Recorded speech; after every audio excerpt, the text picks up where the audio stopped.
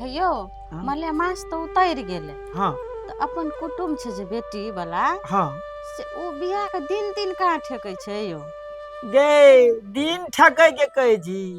दिन की ठकते हुड़िया। एक तो 5 लाख टका बेटी वाला तो दैये देलकै। आ बेटा के कहली जे हमरा सोना के चक्ती चाहिए, हमरा पुतोह के नथिया चाहिए। चाचा तोरा बाप के हुड़िया देता।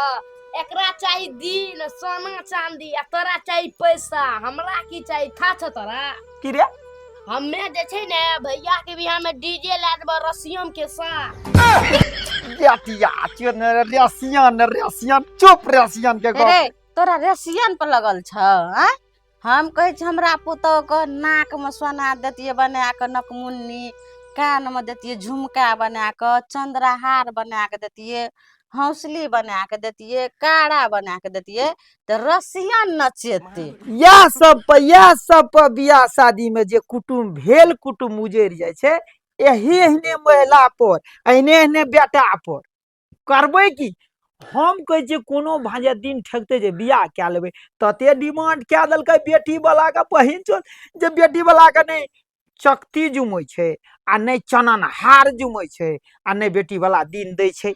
सुनो ना बेट, बोलो हमार पुतोह एगो काम कर नहीं कर, लेकिन ओकरा सोना जे रहते न गर गहना, तो ओकरा हम तो पूरा निक से निहारबे। हमर पुतोह कति निक लगे छे। आ जे छै न बोलो ओकर हिस्सा के काम बोलो हम ही कर देबे। उ सब गर गहना लगा के पूरा निक से तैयारी बा के बैठल रहते, तो हम देखैत रहबे। देखो चाचा कते लोभी छै चाची। एकरा जका कंजर दुनिया में नहीं मिलता। तू जे छ ने दोगला वाला लटकुच वाला काम करे छ। एकरा चाहिए पैसा, एकरा जेवर। हमारी परेशानी दुमता नहीं बुझ रहल छे से बात कर। ए परेशानी छोड़ा, नमहर हेते तब ने बियाह हो शादी करबे।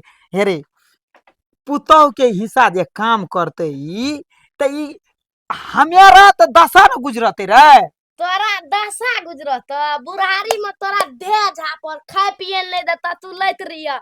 एकरा तो हम कह छ लैत मार के निकाल तो तोरा राखत कि नहीं राखत हमरा की पता। बाबू रे हमरा लाइट लाइट केना निकालते? हम ओकरा निक से जे राखबे तो थोड़े हमरा रात मार के निकालता। ई छौड़ा जे बीख बाजैत रहे छे। लोभी छी चाची, तो तोरा निकालबे ता करतो, मारबो करतो हरिया डकची से। बाप रे बाप, गहना चकर के भांज में लागे छे बियाह नहीं हेते। बहिन तो एकरा गहना चाहिए, बेटी वाला के टेके न जुमे छे दिन ठकते। तू ही मैं बेटा दुनु डरे छे ना, बियाह शादी करा या नहीं करा हम चल लियो। भाग जा नहीं त अखन पुतो एबो न करत